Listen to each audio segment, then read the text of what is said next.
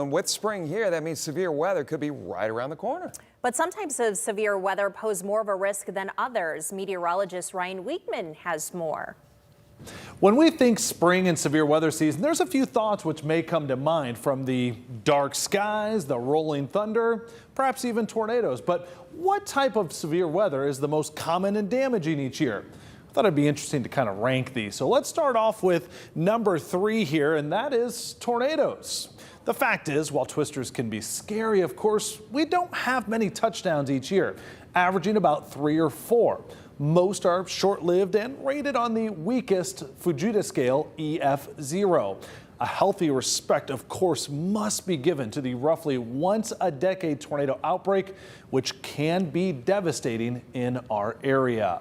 That was number 3. How about number 2? That would be springtime flooding. And most springs, our rivers swell between the melting snow and occasional heavy rain.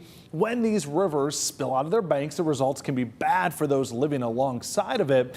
But the most common type of flooding locally is damage done to basements and crops in our fields, like in spring of 2019, when constant heavy rains completely prevented the planting season across a large part of our area. So we've done number 3, number 2. How about number 1? What is the most damaging type of severe weather season? That would be the wind. We sit right in the crosshairs of one of the most favored damaging wind corridors in the United States. When high pressure builds across the central U.S., the path is laid for thunderstorms to develop and rake across northwest Ohio and southeastern Michigan. Now, microbursts can create localized intense damage, but it's derechos, the squall lines, which are to be monitored closest, sometimes creating swaths of damage hundreds of miles long. Consistently, each year, damage from strong winds generated by thunderstorms create the most widespread and costly damage each year.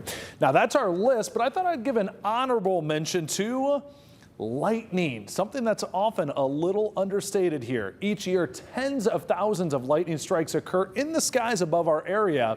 Aside from the obvious danger if you're caught outside, these strikes do damage sometimes to homes. And each year, several house fires in our area are attributed to these bolts.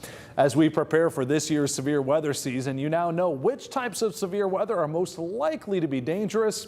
We here in the WTOL 11 Weather Center will be on the lookout for all of them to keep you prepared and ready before they strike. I'm meteorologist Ryan Wichman.